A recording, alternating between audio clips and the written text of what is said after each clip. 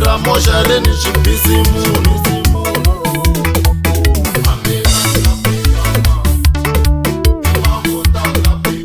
ka nkosi wa kona hamina ni nga pikapa vete ku tisungi munhu hamina ni nga pikapa kasa xohlolo hamina ni nga pikapa ku teki mavunwa maniri kun'wane hamina ni nga pikapa va yisa mavunda mavunda ni n'wi vonangi vhiki hinkwaro mane kasi xohlola a yi foyinelanangi vhiki hinkwaro mane kasi mihlola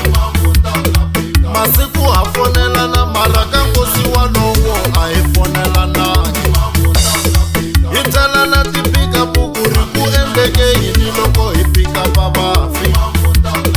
van'wani lavo tisunga loko hi ya chuchela hi va kuma va nga fangi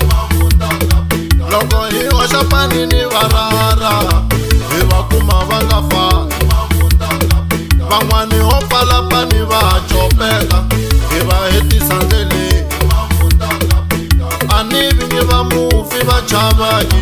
va yimela kulenyana se hi pfuna hi swona hi swi endla misawo hi chingela vafi mara ka nkosi lowo hamina ni nga pikapa ena hi pfulangi vesiku ra ngati a ri tsuka ri xa ku fana na laman'wanyani vesiku ra badi a ri tiveki ri ta ku fana na laman'wanyani siku ra khombo a ri tiveki ro ta ku fana na laman'wanyani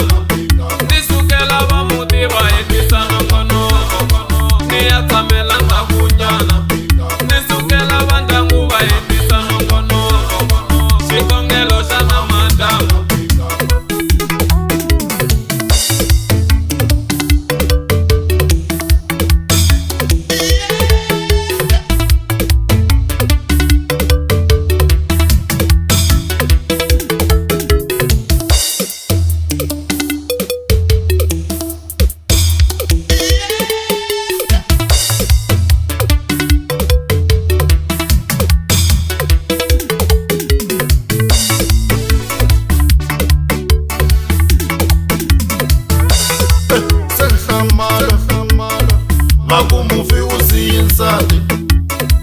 emadoda ku yima nsati a ku ku fela hi wanuna swi vava ngopfu ni te na hlamala ku yima vana va ku rifu ra tatani va lo pfuriwa